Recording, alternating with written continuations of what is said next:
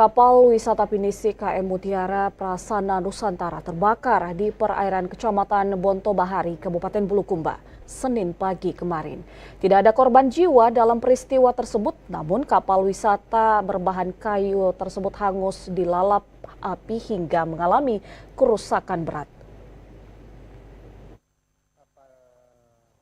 Rekaman video amatir warga memperlihatkan kepulan asap hitam membumbung tinggi dari kapal yang berada di sekitar 2 km dari bibir pantai Bonto Bahari. Informasi kebakaran diterima petugas sekitar pukul 07.30 waktu Indonesia Tengah. Tim gabungan dari UPP kelas 2 Bulukumba, Posyah Bandar Bira bersama masyarakat setempat segera menuju lokasi untuk melakukan evakuasi dan pemadaman. Kapal berukuran 297 gross ton itu sebelumnya berlayar dari Labuan Bajo menuju Kendari, namun akibat cuaca yang kurang bersahabat, kapal berlindung di perairan Bonto Bahari sebelum akhirnya terbakar.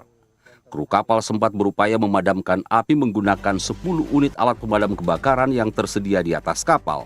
Namun kobaran api terus membesar sehingga seluruh kru memutuskan menyelamatkan diri. Api akhirnya berhasil dipadamkan sekitar pukul 15.00 waktu Indonesia Tengah. Seluruh kru dilaporkan selamat dan kapal tidak membawa penumpang maupun muatan. Hingga kini penyebab kebakaran masih dalam penyelidikan pihak berwenang. Melihat kondisi kapal semakin membesar, apinya semakin membesar, dengan demikian kru melakukan tindakan evakuasi menyelamatkan diri.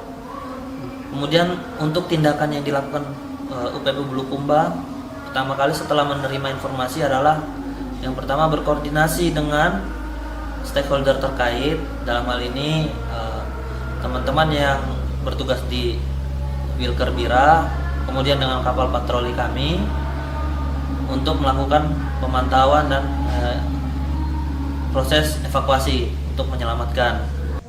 Pihak Sabandar Bulukumba menghimbau seluruh nahkoda agar selalu memperhatikan kondisi cuaca, memastikan kelengkapan alat keselamatan, serta menunda pelayaran apabila cuaca ekstrim demi menjamin keselamatan pelayaran.